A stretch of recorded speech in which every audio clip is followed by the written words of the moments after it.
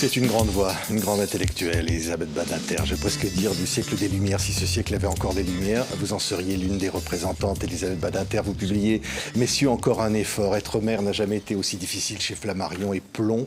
Pourquoi, messieurs, encore un effort? Parce qu'au fond, il y a une inégalité homme-femme qui perdure au sein du couple et également dans la fonction de mère. Alors c'est surtout justement au regard de la fonction de mère, parce que le couple sans enfant est relativement égalitaire. C'est à partir du moment où l'enfant paraît que la femme se voit investie d'une charge extrêmement lourde et qu'elle ne partage pas vraiment avec son compagnon, son mari, peu importe. Et donc, il reste là une inégalité entre les sexes qui est privée, intime, sur laquelle on a très peu d'influence politique, parce qu'on ne peut pas rentrer dans la vie intime et privée des gens, des couples. On ne va pas condamner un homme parce qu'il n'a pas fait la vaisselle comme il fallait. C'est pas possible. Je veux dire, la justice ne peut pas rentrer là, et la politique très difficilement. Donc, je me suis, moi, interrogée en me disant qu'il faudrait déjà connaître les chiffres, les vraies causes de l'inégalité entre hommes et femmes aujourd'hui et de ses conséquences sur la natalité. Car l'objectif aujourd'hui, c'est de nous poser la question, qu'est-ce qui suscite une dénatalité dans les pays industrialisés les plus riches du monde, que ce soit aux États-Unis ou en Asie de l'Est, et bien sûr en Europe? Quelles sont les causes justement de cette chute de la natalité, pour au moins peut-être pouvoir y remédier en partie, parce qu'il ne s'agit pas de refaire des enfants comme on a fait après la Deuxième Guerre mondiale. Oui, mais quand on va vers ces causes de la dénatalité, au fond, vous dites aussi que, paradoxalement, on pourrait presque le dire, l'amélioration de la condition féminine est aussi une des causes de cette dénatalité. On voit en l'espace de 30-40 ans des progrès formidables sur l'indépendance financière des femmes, parce qu'elles travaillent, elles font la double journée de travail quand elles sont mères. Et vous aurez peut-être noté qu'on n'a jamais parlé de double journée de travail pour les hommes. Comme si c'était naturel que les femmes fassent non seulement leur job à temps plein, mais en plus qu'elles retrouvent un nouveau job, celui de mère, à temps plein, parce que les jeunes générations ont fait des progrès, c'est vrai. Les nouvelles générations d'hommes ont fait des progrès. Je ne dis pas qu'ils partagent, mais souvent ils aident. C'est tout le problème est là. Oui. C'est-à-dire que tant qu'il n'y aura pas partage des tâches, alors c'est des tâches répétitives. Je parle là par exemple de l'entretien de la maison, du ménage, des courses, des machins. C'est donc tous les jours des petites choses à faire auxquelles il faut penser, non seulement pour la maison, non seulement pour le bien-être de toute la famille, et puis surtout pour les enfants. Je veux dire, c'est répétitif. Qu'est-ce qui s'occupe des câlins? Qu'est-ce qui s'occupe de leur faire à manger, de ceci? Je veux dire, c'est quand même majoritairement les femmes, extrêmement majoritairement, et les hommes de temps en temps aident. Voilà. Oui, eh bien, c'est trop. Oui. C'est trop. Alors, j'ajoute à ceci quelque chose qui se passe et qui est nouveau. Nouveau étant, ça a commencé, je dirais, il y a 30 ou 40 ans. C'est la nouvelle façon d'éduquer les enfants. Ce qu'on appelle l'éducation bienveillante. Pourquoi? Parce que un certain nombre de psychiatres, de pédiatres, même d'anthropologues, ont proposé une nouvelle façon d'éduquer les enfants pour qu'ils soient épanouis au maximum. Et donc, cette éducation bienveillante, ça veut dire ne jamais punir, même si un enfant fait des caprices, des crises, jamais punir. D'ailleurs, selon l'éducation bienveillante, les enfants ne font en réalité jamais de caprices. Ce sont des besoins qui ne sont pas satisfaits, et c'est aux parents de les deviner, de les expliquer aux enfants et de faire ce qu'il fallait pour satisfaire l'enfant. Et c'est une éducation extrêmement prenante, culpabilisante si on ne l'observe pas. On est immédiatement rangé avec les mères malveillante. Et donc, c'est comment dire, ça pèse sur les mères d'une façon inouïe. Oui. Jamais. Je veux dire, 30 ans avant, dans les années 70, on faisait des enfants, et on n'avait été pas, comment dirais-je, avec 1000 obligations, 1000 interdits sur les femmes enceintes, l'obligation d'allaiter pendant 6 mois, voire 2 ans à temps complet. Enfin, les obligations maternelles se sont multipliées de telle sorte que ça rentre en conflit, évidemment, avec la volonté des femmes de l'indépendance financière, d'une certaine forme de liberté. Et voilà pourquoi on fait moins d'enfants. En tous les cas, c'est une des raisons, c'est peut-être pas toutes les raisons, mais c'est une raison très importante de la dénatalité. Oui, et l'IVG, des droits qui peut-être peuvent être remis en question demain, mais ça, paradoxalement aussi, ça induit de nouvelles responsabilités pour les femmes. C'est ça, exactement. C'est-à-dire qu'à partir du moment où les femmes ont pu maîtriser leur reproduction par les lois sur l'autorisation de l'avortement, ça a suscité aussi, non seulement chez les spécialistes qui donnent des ordres aux futures mères, mais aux femmes elles-mêmes, l'idée que, puisque je pouvais ne pas faire d'enfant, dès lors que je fais un enfant, que je choisis de faire un enfant, je dois tout lui donner. Vous comprenez? Et donc, comme c'est jamais le cas de tout donner, eh ben, il y a une culpabilité, un stress incroyable, parce qu'il faut courir, être toujours présente, être toujours là, et surtout réagir comme il faut, ne pas broncher, ne pas...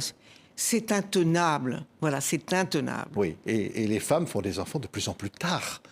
Ce qui est évidemment contraire à une injonction sociale de la société. Oui, alors c'est une injonction sociale, vous avez raison, de la société, mais du point de vue des femmes, elles ont tout intérêt à faire de longues études pour avoir de meilleurs jobs et pour être plus indépendantes. Ça me semble légitime aussi. Donc elles font des enfants, c'est vrai, autour de 30 ans, 30,1 mois, alors que c'était 27,8 il y a quelques années, il y a très peu d'années. Et donc, le fait de retarder la maternité la rend souvent plus difficile, je veux dire, à accomplir. Et c'est là, si vous voulez, c'est ce qu'on appelle une partie des childless, c'est-à-dire des femmes sans enfants. C'est pas qu'elles veulent pas d'enfants, mais elles font traîner jusqu'au moment où, physiologiquement, ça devient très, très difficile, voire impossible. Et puis, il y a les child-free, qui sont des personnes, des femmes, et des hommes aussi, et pareil, qui se disent « Mais dès le début, je ne veux pas d'enfant. C'est trop difficile, je ne pourrais pas être une bonne mère. Il faut mieux que je profite de ma liberté, de mon couple, de mon indépendance. » Et ce propos est devenu, à mon avis, dans la tête de beaucoup plus de femmes et d'hommes qu'il y a 20 ans, plus de 20 ans, dont datent les dernières statistiques des child free en France. Oui, et au fond, vous dites, finalement, la société, je vous disais, l'injonction sociale, les incitations natalistes, n'ont pas d'effet par rapport à ce que vous identifiez, c'est-à-dire cette inégalité à l'intérieur des couples, qui, vous dites, et d'ailleurs est un aspect complètement oublié. Oublié complètement, exactement. Donc, c'est quand même étrange, si vous voulez, qu'on ne se penche pas du tout sur le problème du couple et de vivre en couple et de père et de mère de famille. Je ne sais pas, c'est un sujet qui n'est pas beaucoup abordé dans cette histoire de dénatalité, qui est quand même inquiétante si ça dure encore à ce rythme-là, comme depuis 2010, si c'est encore 15 ans, si vous voulez, avec les mêmes diminutions de naissance. Ça met en danger les retraites, la croissance, n'en parlons pas. Et d'une certaine façon, notre mode de vie, je dirais, la politique sociale sera évidemment coupée. Je veux dire, alors, parce que faute de bras pour travailler ou de cerveau, eh ben, on peut plus. Voilà, on peut plus. Oui. Mais alors, la solution choisie parfois, c'est l'immigration pour combler cette dénatalité. Et vous dites, ce choix vers l'immigration, avec les difficultés d'intégration, conduit parfois à des gouvernements autoritaires qui vont peut-être remettre en cause les droits des femmes à la fin du processus. Exactement. Mais ça, on n'en parle pas du tout. Moi, je pense que aujourd'hui, en particulier, dans le moment où nous sommes, il faut faire le constat que pour beaucoup, l'intégration ne s'est pas faite. Elle ne s'est pas faite parce que je pense aussi que la société accueille beaucoup, la société française, mais occidentale d'une façon, l'Allemagne, etc., accueille beaucoup d'immigrés venant de cultures différentes et qui appellent effectivement à une prise en charge pour leur apprendre nos principes, nos valeurs, nos lois, et qu'il y a tellement d'arrivages, d'émigrés, qu'on ne peut pas le faire. Et par conséquent, ça pose des problèmes que tout le monde connaît. Oui. Et j'ajoute aussi que pour avoir une intégration réussie, il faut être deux.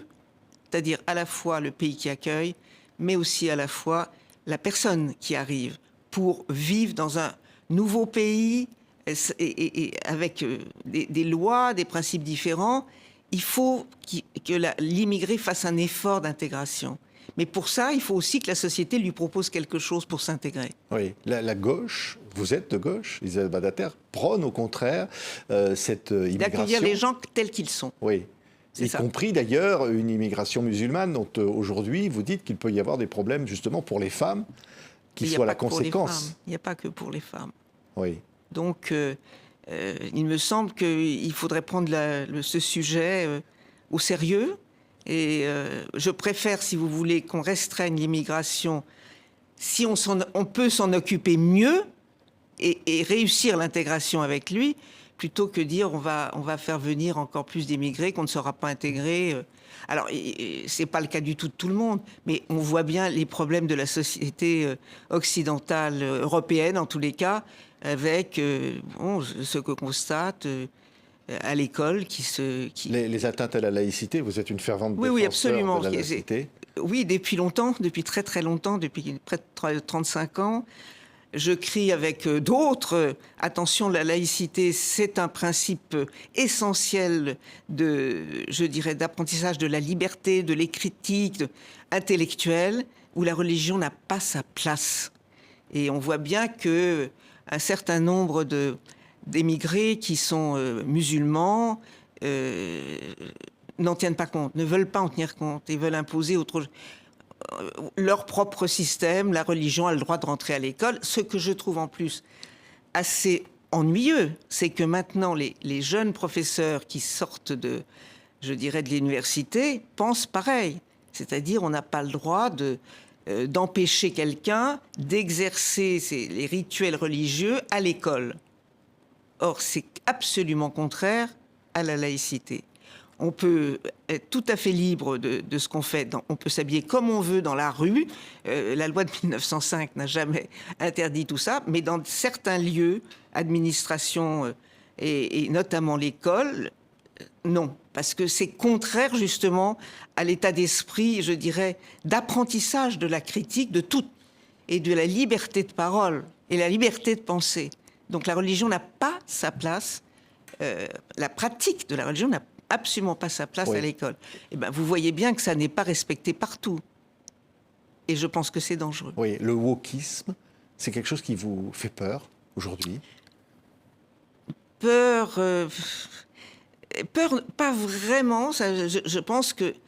Parce que je ne peux pas imaginer une seconde qu'on va supporter ça longtemps. C'est-à-dire la censure de la parole. C'est inouï. Et si vous dites un mot qui n'est pas exactement selon les lois du wokisme, vous êtes traité de tout, de facho, etc. De réac, parce que parfois... Pardon ? De réac. De réac, vous êtes absolument. traité de réac parfois par certains... Oui, moi, ça me gêne, je m'en fiche. Mais je pense que là, il y a quelque chose de très dangereux et qu'on ne va pas supporter longtemps. Je veux dire, c'est justement cette censure intellectuelle, cette accusation permanente, justement, d'être transphobe, féminiphobe. Enfin, on est tout le temps dans l'accusation si on n'est pas dans la stricte observance de ce communautarisme à trois.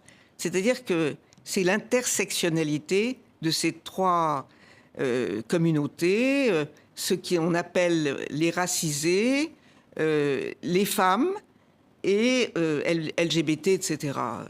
Avec toute la... Donc, voilà. En ce sens, je ne suis pas inquiète, parce que je me dis, on ne supportera pas longtemps. Ça va évoluer, c'est pas possible. Je pense que c'est un mouvement qui n'est pas voué à faire des petits. Oui, je montre la une du Point, c'était vous, la une, hein, ça s'appelait La défiance femmes-hommes. C'est au fond une critique des néo-féministes aujourd'hui? Oui. Une critique, la critique Oui. des néo-féministes qui, au fond, imposent un séparatisme des sexes. Je suis frappée de voir que ce soit des jeunes hommes ou des jeunes femmes, il y a une sorte de séparation. Les jeunes ont peur, d'ailleurs les hommes aussi, ont peur de faire quelque chose qui n'est pas conforme aux néo-féministes. Et les néo-féministes, de temps en temps, se comportent comme une meute après quelqu'un. Tout ça ne me plaît pas du tout. Pas du tout. C'est-à-dire les réseaux sociaux, MeToo, Oui. parfois ne pas porter plainte, préférer la dénonciation sur les réseaux sociaux, ça c'est quelque chose... La dénonciation avant la justice me semble détestable, parce qu'elle suppose une mort sociale immédiate avant que la justice ait dit son mot. Et je trouve ça insupportable. Voilà. Oui. Et je vois bien que la nouvelle génération a peur et préfère se voir entre garçons, etc. Et les filles, parce que les jeunes filles sont assez tentées par ce néo-féminisme, et donc peuvent avoir des exigences ou des accusations qu'on ne comprend pas bien. Voilà. Donc là, il y a une méfiance entre les sexes et ça ne me semble pas souhaitable. Oui. Vous dénoncez aussi une sorte de vision victimaire des femmes, et puis vous dites aussi que pour ces néo-féministes, il y a les bonnes et les mauvaises victimes. Oui, alors ça, je le critique beaucoup plus durement, parce que j'ai été choquée, plus que ça encore, par ce qui s'est passé avec les manifestations de néo-féministes après le 7 octobre, qui ont interdit aux féministes juives de rentrer dans leur rang, avec violence en plus. Et si on y réfléchit bien, ceux qui se targuent d'être néo-féministes n'a jamais un mot, une action forte pour défendre les Afghanes, pour défendre les Iraniennes, pour défendre, vous voyez, des féministes juives qui viennent protester contre le 7 octobre. Et ce choix je dirais, de victimes et la hargne jusqu'à la violence contre les féministes juives est pour moi une trahison du féminisme. C'est-à-dire qu'on ne peut pas choisir les victimes femmes si on est féministe. C'est le schéma de la liberté, de l'égalité, il est bon pour toutes les femmes.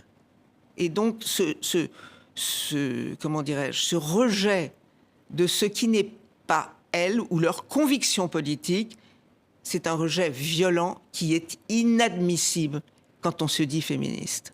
Oui, vous avez eu mal lorsque, après le 7 octobre, certaines de ces néo-féministes n'ont peut-être pas condamné totalement le Hamas. Non, mais elles n'ont pas condamné du tout. Y compris les viols qu'avaient subis des femmes. Oui, mais ce n'est pas seulement des viols des femmes, c'est ce qui s'était passé.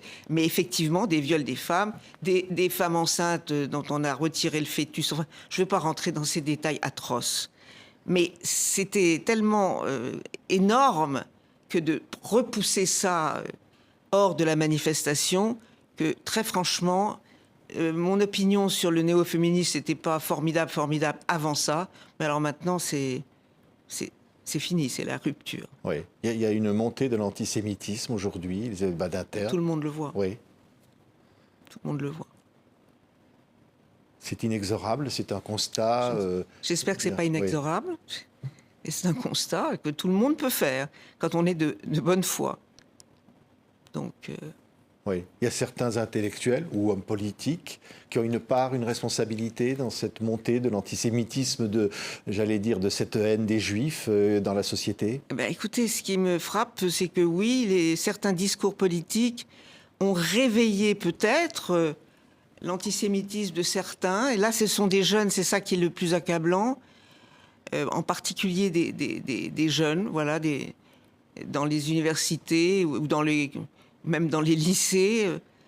C'est, comment dire, c'est très dangereux parce qu'ils sont jeunes.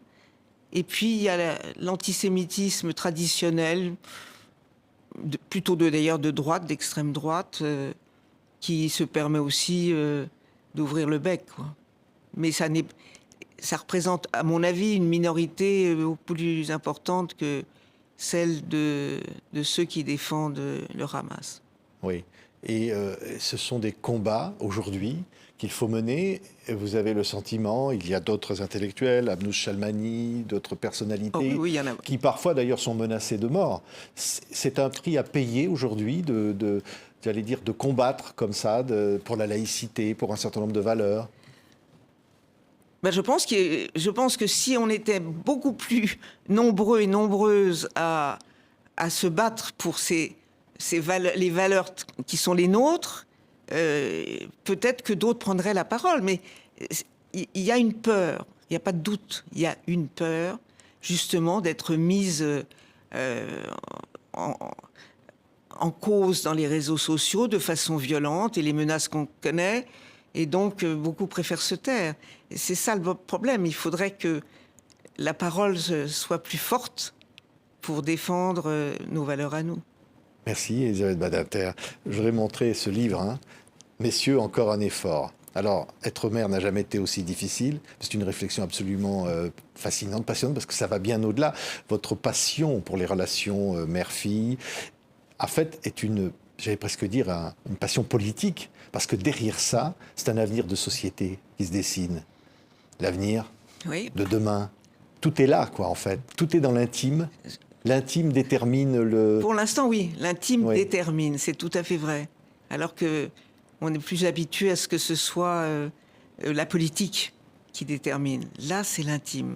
Et donc, c'est encore plus difficile de se mêler de l'intime. Voilà. Et vous le faites, avec beaucoup de talent. Merci. Merci beaucoup, Elisabeth Badinter, d'avoir été notre invitée aujourd'hui, exceptionnelle, sur TV5 Monde. Merci à vous.